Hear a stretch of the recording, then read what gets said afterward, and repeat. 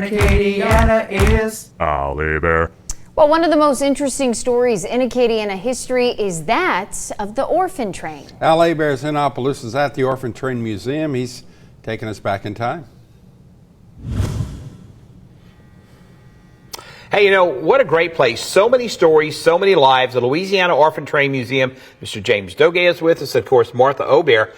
And Martha, you guys have an event coming up. We do. We're real excited here. We're going to be celebrating our 15-year anniversary of the museum. We opened in 2009, and it was a vision of many people, but we're excited. It'll be this upcoming Saturday, the 12th, and the museum will be an open house from 10 to 2.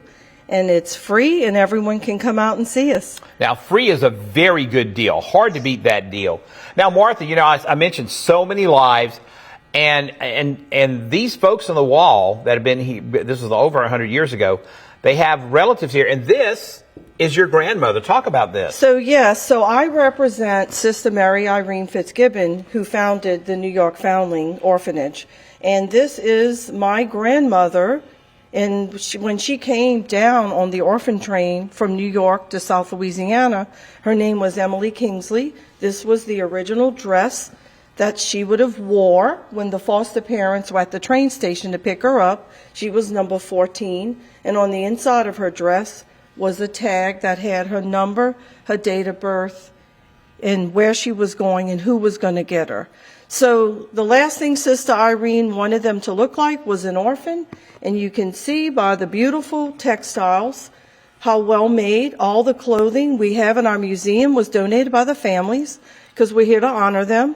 And we just had all the textiles refurbished this past spring. We finished that big project with the blessings of a grant that we got from Union Pacific. Nice. That's very nice. Yes. Now, you and I were talking earlier. You have kids, I have kids.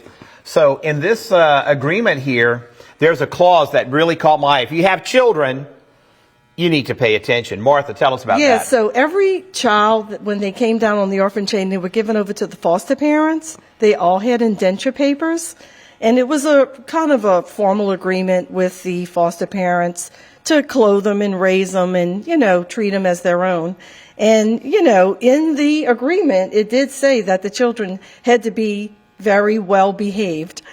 So, man, that's good. Now, look, if you have kids, I would have done this at birth. Make those children, the moment they're born, agree to be well behaved, because it's going to save you a lot of trouble. Trust me, when they turn 3, you're going to want that agreement. Hey, you know what? We're going to go back to you guys in the studio, because, you know, all you guys in the studio, y'all are very well behaved.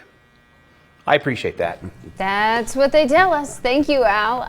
Again, great information. Can't wait to learn more. Thank you, Al. We appreciate the Love compliment. the papers.